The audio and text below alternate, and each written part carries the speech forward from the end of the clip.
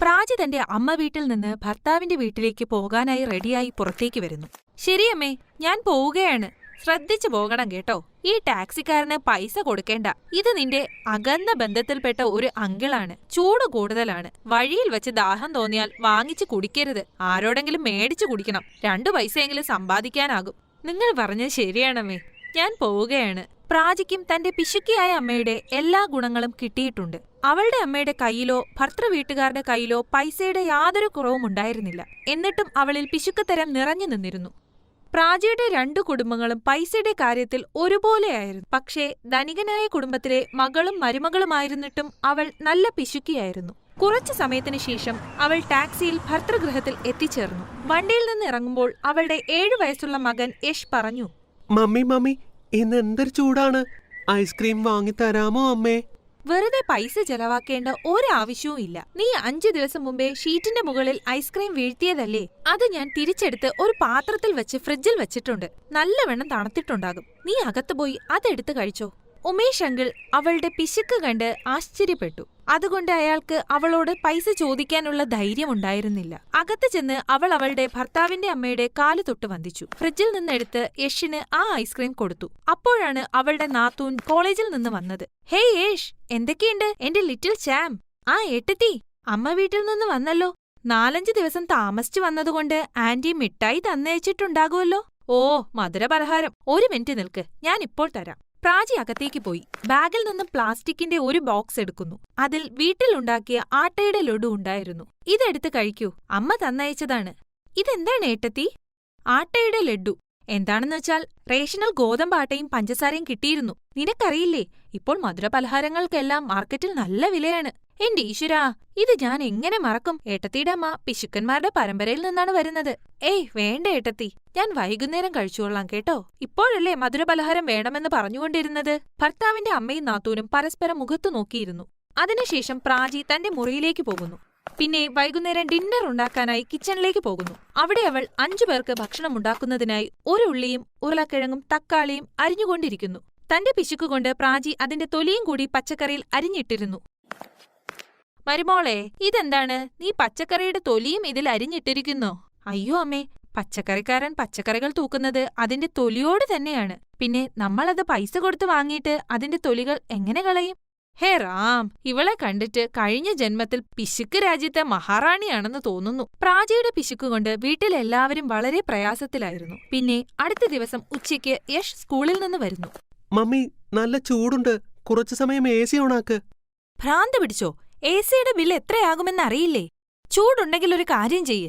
ബാത്റൂമിൽ ഒരു ബക്കറ്റിൽ വെള്ളം നിറച്ചു വെച്ചിട്ടുണ്ട്. പോയി അതിൽ കുളിക്ക്. പിന്നെ സോപ്പ് ഉപയോഗിക്കേണ്ട അത്യാവശ്യമൊന്നുമില്ല. ഇന്നലെ നീ സോപ്പിൽ കുളിച്ചില്ലേ? ഒരു കാര്യം ചെയ്യ്, വെള്ളത്തിൽ കുളിക്ക്. യഷ് മുഖം കറുപ്പിച്ച് ബാത്റൂമിലേക്ക് പോയി. മരുമകളെ, നിനക്കൊരു കുട്ടിയല്ലേയുള്ളൂ. കുറഞ്ഞത് അവനു വേണ്ടിയെങ്കിലും നീ ഈ പിശുക്കൊന്ന് കുറയ്ക്കൂ. പക്ഷേ തന്റെ അമ്മായിയമ്മയുടെ വാക്കുകളൊന്നും പ്രാചിയിൽ ഒരു മാറ്റവും ഉണ്ടാക്കിയില്ല. ദിവസങ്ങൾ കഴിയുന്നു. ഒരു ദിവസം, പ്രാചി, ഇതാ 1 മാസത്തേക്കുള്ള ചെലവിന്റെ പൈസ. വൈകുന്നേരം മാർക്കറ്റിൽ നിന്ന് കുറച്ച് പച്ചക്കറികൾ വാങ്ങിക്കൊണ്ടുവരൂ. ശരി, അങ്ങനെ ആവട്ടെ.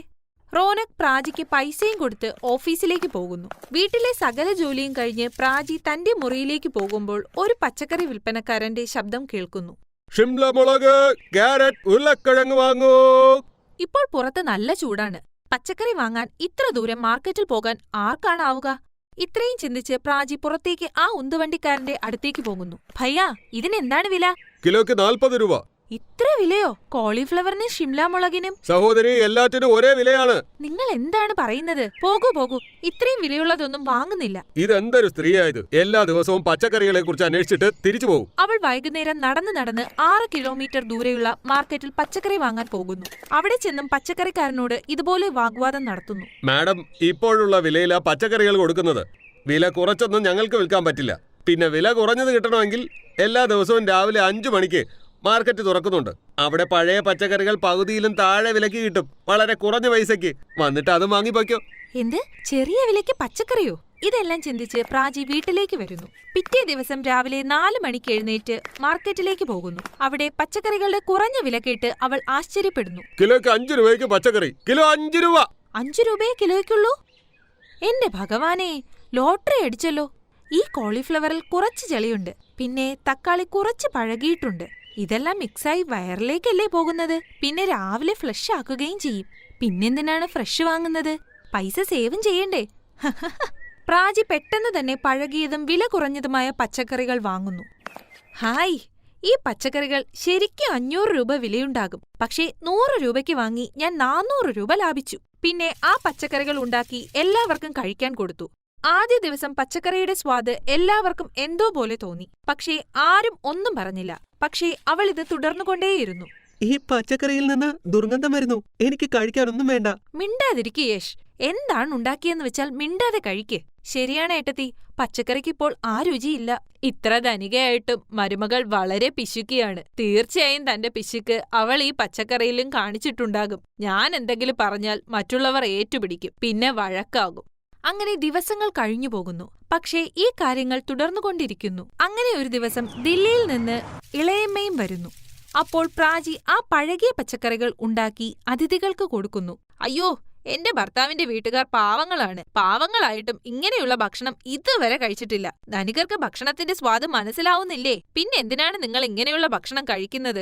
എനിക്ക് കണ്ടാൽ തന്നെ അറിയാം ഈ ഭക്ഷണം പഴകിയ പച്ചക്കറികൾ കൊണ്ടുണ്ടാക്കിയതാണെന്ന്. ഈ ഭക്ഷണമാണ് ഞങ്ങൾ കഴിഞ്ഞ 1 മാസമായി കഴിക്കുന്നത് ഇളയമ്മേ. എനിക്കും എന്തോ തോന്നി. അപ്പോൾ കുഞ്ഞ് യേശ് വയറമർത്തി ഉച്ചത്തിൽ നിലവിളിക്കാൻ തുടങ്ങി. മമ്മി, വയറ് വേദനിക്കുന്നു. അമ്മായിയമ്മയ്ക്കും വയറുവേദന തുടങ്ങി. ഭർത്താവിനും രോഗം പിടിപെട്ടു. ഇതെല്ലാം കണ്ട് പ്രാചി നല്ലവണ്ണം പേടിച്ചു. നിങ്ങൾക്കെല്ലാം പെട്ടെന്ന് എന്താണ് പറ്റിയത്? മരുമോളെ, എല്ലാവരെയും പെട്ടെന്ന് ഹോസ്പിറ്റലിലേക്ക് കൊണ്ടുപോകാം. ഇളയമ്മയുടെ കൂടെ ടാക്സി പിടിച്ച് അവൾ എല്ലാവരെയും ഹോസ്പിറ്റലിലേക്ക് കൊണ്ടുപോയി. ചീത്തയായ ഭക്ഷണം കഴിച്ച് ഫുഡ് പോയ്സൺ ഉണ്ടായിരിക്കുകയാണ്. ഇതെല്ലാം ഞാൻ കാരണമാണ് ഉണ്ടായത്. ഞാൻ വിചാരിച്ചു പൈസ സേവ് ചെയ്യാമെന്ന്. പക്ഷേ എന്റെ പിശുക്ക് ഫാമിലിയുടെ മുഴുവൻ ആരോഗ്യത്തെയും ബാധിച്ചു. മരുമോളെ, സമ്പാദ്യം നല്ലത് തന്നെയാണ്. ചീത്തയായ സാധനങ്ങൾ ചെറിയ വിലയിൽ കിട്ടും. പക്ഷേ അതിന്റെ പ്രത്യാഘാതം വളരെ വലുതായിരിക്കും. തികച്ചും സത്യമാണ് പറഞ്ഞത്. കുറച്ചു മണിക്കൂറുകൾക്ക് ശേഷം അവരെല്ലാവരും വീട്ടിലേക്ക് തിരിച്ചു വന്നു. പ്രാചിക്ക് തന്റെ തെറ്റു മനസ്സിലായി. എന്നോട് ക്ഷമിച്ചാലും പണം സമ്പാദിക്കേണ്ടത് അത്യാവശ്യമാണ്. പക്ഷേ സ്നേഹത്തിനും ആരോഗ്യത്തിനും തുല്യമാവില്ല. ആ ദിവസത്തിനു ശേഷം പ്രാചി തന്റെ പിശുക്ക് ഉപേക്ഷിച്ചു. തന്റെ പിശുക്കുകൊണ്ട് കുടുംബാംഗങ്ങളുടെ ജീവൻ വരെ പോകുമെന്ന് അവൾക്ക് മനസ്സിലായി.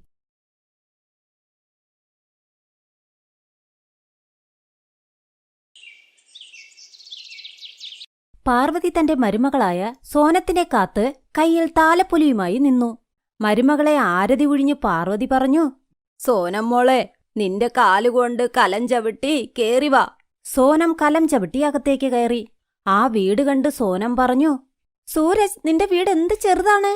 അയ്യോ, നീ എന്താ ഭർത്താവിന്റെ പേര് വിളിക്കുന്നത്? ഞങ്ങൾ ഭർത്താവിന്റെ പേര് വിളിക്കില്ല. ആണോ? അപ്പോൾ അച്ഛനെ എങ്ങനെയായിരുന്നു വിളിച്ചിരുന്നത്? ഞാൻ സൂരജിന്റെ അച്ഛനെന്നാണ് വിളിച്ചിരുന്നത്. പക്ഷേ അമ്മേ, എനിക്കിവനെ ബഡ്ഡിയുടെ അച്ഛനെന്ന് വിളിക്കാൻ എനിക്ക് നാണം വരുന്നു. നിങ്ങളുടെയൊക്കെ ഒരു കാര്യം. നീ ഇവനെ അതേ ഇതേന്നൊക്കെ വിളിച്ചോ. ശരി, മുറിയിൽ പോയി രണ്ടുപേരും ഫ്രഷായിട്ട് വാ. നാളെ നിന്റെ കൈകൊണ്ട് പ്രസാദമുണ്ടാക്കാനുള്ളതെന്ന് നീ മറക്കരുത്. നമുക്ക് കുലദൈവത്തിനു പൂജയും നൽകണം. അടുത്ത ദിവസം സോനം രാവിലെ എഴുന്നേറ്റ് കുളിച്ച് റെഡിയായി. തന്റെ ആദ്യത്തെ പാചകത്തിനായി അടുക്കളയിലേക്കും പോയി. അവൾ ആദ്യ ദിവസം തന്നെ എല്ലാവർക്കും ഹൽവയുണ്ടാക്കി. അങ്ങനെ കുലദൈവത്തിന്റെ അമ്പലത്തിൽ പോയി പ്രസാദവും കൊടുത്തു. അങ്ങനെ കുറച്ചുനാൾ കടന്നുപോയി. കുറച്ചു ദിവസം കഴിഞ്ഞപ്പോൾ സോനത്തിന് വീട്ടിലെ അവസ്ഥ മനസ്സിലായി തുടങ്ങി. ഒരിക്കൽ, നോക്കൂ, വീട്ടിലെ എല്ലാ പച്ചക്കറികളും തീർത്തുപോയി. കുറച്ച് പണം തന്നില്ലെങ്കിൽ വൈകുന്നേരം വീട്ടിലുണ്ടാക്കാൻ ഒരു സാധനവുമില്ല. വെറും ഉപ്പും അച്ചാറും വെച്ച് റൊട്ടി തിന്നേണ്ടി വരും. ഭക്ഷണത്തിന് എവിടെ പോകാനാ? മുതലാളി ഇതുവരെ ശമ്പളം തന്നില്ല. ശരി, ഞാൻ പോകുക. ജോലിക്ക് കയറാൻ സമയമായി. സൂരജ് ഒരു ഫാക്ടറിയിൽ ഗാർഡായി വർക്ക് ചെയ്തു. അവന്റെ ശമ്പളം കുറവായിരുന്നതുകൊണ്ട് ചിലവിനൊന്നും ഇല്ലായിരുന്നു. ദൈവമേ, 50 രൂപയുടെ വഴുതനങ്ങയോ? അയ്യോ, അത്രയൊന്നും എനിക്ക് വേണ്ട. ഈ ഉരുളക്കിഴങ്ങിന് എത്രയാ? ഉരുളക്കിഴങ്ങിന് 60 കിലോയ്ക്ക്. എല്ലാത്തിനും എന്താ വില? എല്ലാ പൈസയും പച്ചക്കറിക്ക് കൊടുത്താൽ അരി എങ്ങനെ വാങ്ങും? പെട്ടെന്ന് സോനത്തിന്റെ ചെവിയിൽ 10 രൂപ അച്ചാറെന്ന് കേട്ടു. 10 രൂപയ്ക്ക് അച്ചാർ? ഇന്ന് ഇത് വാങ്ങിക്കൊണ്ടു പോകാം, എന്തെങ്കിലുമൊക്കെ ആകുമല്ലോ. അന്നവൾ അച്ചാറുമായി വീട്ടിലേക്ക് പോയി. അതുകൊണ്ട് എല്ലാവരും റൊട്ടിയും കഴിച്ചു. എന്നാൽ അടുത്ത കുറേ ദിവസങ്ങളായി വീട്ടിൽ ഇങ്ങനെ തന്നെ സംഭവിച്ചു. മോളെ, ദിവസവും ഈ അച്ചാറും റൊട്ടിയും കഴിച്ചിട്ട് വയ്യ. വീട്ടിൽ പച്ചക്കറി ഒന്നുമില്ലേ? അമ്മയ്ക്കറിയാമല്ലോ ചേട്ടന്റെ വരുമാനം എത്രയാണെന്ന്. ചന്തയിൽ പച്ചക്കറിക്കൊക്കെ എന്താ വില?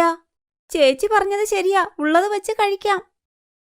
എനിക്കൊന്നും വേണ്ട ഈ പച്ചക്കറി ഇല്ലാത്ത ഭക്ഷണം. ബഡ്ഡി, ഓ ബഡ്ഡി, ഇവിടേക്ക് വാ. അടുത്തുള്ള കമലയോട് പറ ഈ പാത്രത്തിൽ കുറച്ച് കറി തരാൻ.